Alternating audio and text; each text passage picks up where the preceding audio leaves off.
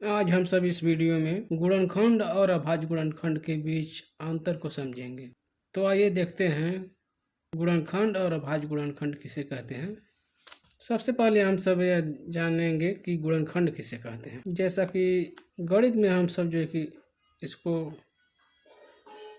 पढ़ते आए हैं और पढ़ते भी हैं कि गुणनखंड किसे कहते हैं। देखिए, गुणनखंड का मतलब क्या होता है पहले यह जान लें। इसमें देखिए, गुणनखंड में दो शब्द हैं। जैसे गुणन, एक शब्द है गुणन जिसका मतलब होता है गुणा करना, और खंड माने होता है टुकड़ा।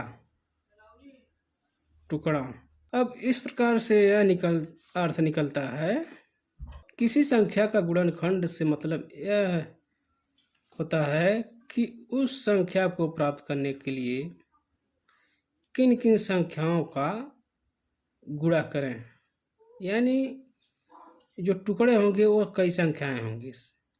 टुकड़ों में कई संख्याएं, दो या दो से अधिक संख्याएं हो सकती हैं, और उनको जो है कि गुणे के रूप में लिखा जाता है, और उन सब को आपस में गुणा कर देने से वह संख्या प्राप्त हो जाती है जिसका कि हमें गुणनखंड करना होता है। तो देखिए, जैसे हमें गुणनखंड करना है, जैसे 16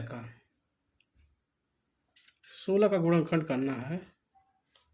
तो इसका मतलब यह है कि ऐसी कौन कौन सी संख्याएं होंगी जिनको आपस में गुणा कर दें तो 16 प्राप्त हो जाए। तो देखिए, सबसे पहले हमसे गुणनखंड करने के लिए किसी संख्या का गुणनखंड करना है तो सबसे पहले उसमें हम 2 का भाग देते हैं। अगर वो संख्या 2 से नहीं कटती है तो 3 से भाग देते हैं उसमें। अगर 3 से नहीं कटती है फिर उसके आगे अगली संख्या से भाग देते हैं। तो यहाँ पर देखिए, 16 का गुणनखंड करना है तो हम सब क्या करेंगे कि इसमें 2 का भाग देंगे। हम 16 में 2 का भाग देंगे तो 16 जो है कि 2 से कट जाएगा। अब क्यों कट जाएगा? अब देखिए, यह संख्या जो 16 है इसमें इकाई का अंक क्या है? 6। इसलिए यह जो है कि पूरी संख्या जो 16 है 2 से कट जाएगी, विभाजित हो जाएगी। कटने का मतलब विभाजित हो जाना। तो 2 से हम इसमें भाग देंगे तो भागफल कितना आएगा? 8। तो इस प्रकार से हो जाएगा 2 गुणे 8। इस प्रकार से 16 का एक गुणनखंड होगा 2 गुणे 8। लेकिन क्या यह गुणनखंड जो किए हैं यह 16 का अभाज्य गुणनखंड है? तो नहीं। अभाज्य गुणनखंड कब होगा? अभाज्य गुणनखंड कब होगा किसी संख्या का?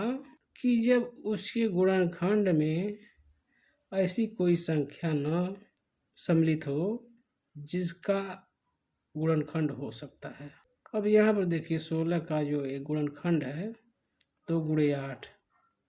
अब 2 गुणे 8 जो कि 16 का अभाज्य गुणनखंड नहीं है। हाँ, एक गुणनखंड है, 16 का एक गुणनखंड है यह, लेकिन अभाज्य गुणनखंड नहीं है। तो देखिए, 16 का अभाज्य गुणनखंड क्या होगा? तो 16 का अभाज्य गुणनखंड होगा, इस प्रकार से हम करेंगे।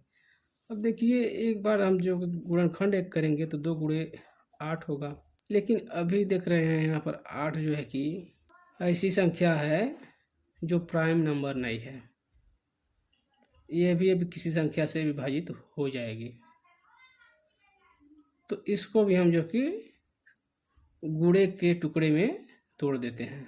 तो देखिए, अब 2 तो आएगा, यह 2 फिर गुणे हो जाएगा। इसको हम तोड़ेंगे 2 टुकड़े में, 2 से भाग देंगे इसको, तब क्या होगा? तो हो जाएगा 2 गुणे 4। अब यह 16 का एक गुणनखंड हो गया 2 गुणे 4। लेकिन क्या यह 16 का अभाज्य गुणनखंड है? तो नहीं, क्योंकि यहाँ पर अभी देख रहे हैं इस गुणनखंड में 2 गुणे 4 में यह 4 जो है कि अविभाज्य संख्या है, यह अभी प्राइम नंबर में नहीं है। तो इसको भी हम जो है कि विभाजित कर सकते हैं 2 से। तब फिर क्या हो जाएगा, अब ये सब संख्याएं तो उतरेंगी इतना, तो 2 गुणे 2, अब इसको भी हम तोड़ देंगे, अभी 2 से कट जाएगा, 2 से विभाजित हो जाएगा 4, तो 2 से विभाजित इसको करेंगे तो हो जाएगा 2 गुणे 2। अब देखिए यह जो गुणनखंड में हमें मिला 2 गुणे 2 गुणे 2 गुणे 2, तो यह जो है कि 16 का अभाज्य गुणनखंड है। कहने का मतलब यह है कि यह जो गुणनखंड प्राप्त हुआ, इसमें ऐसी कोई संख्या नहीं है जो जिसका अभिगुणनखंड किया जा सकता है, ऐसी कोई संख्या नहीं है। तो यह 16 का अभाज्य गुणनखंड 2 गुणे 2 गुणे 2 होगा। अब इसी तरह से देखिए, जैसे मान लीजिए हमें 20 का गुणनखंड करना है, 20 का गुणनखंड, तो सबसे पहले हम 2 से सुबह भी भाग देते हैं, तो 2 से भी भाग देंगे तो हो जाएगा 2 गुणे 10 हो जाएगा। लेकिन अब अभी देख रहे हैं कि 10 को भी हम सब जो है कि तोड़ सकते हैं टुकड़े में, गुणे के रूप में टुकड़े में तोड़ सकते हैं, और यह जो है कि अभी प्राइम नंबर नहीं है, तो इसलिए इसको भी प्राइम नंबर में हम तोड़ेंगे तो हो जाएगा 2 गुणे 5। इस प्रकार से 20 का एक अभाज्य गुणनखंड होगा 2 गुणे 5, जबकि यह है केवल गुणनखंड है, 2 गुणे 10 जो है कि 20 का एक गुणनखंड है। इसी तरह से 16 का यह भी एक गुणनखंड है, यह भी एक गुणनखंड है, लेकिन अभाज्य गुणनखंड 16 का 2 गुणे 2 गुणे 2 गुणे 2 है।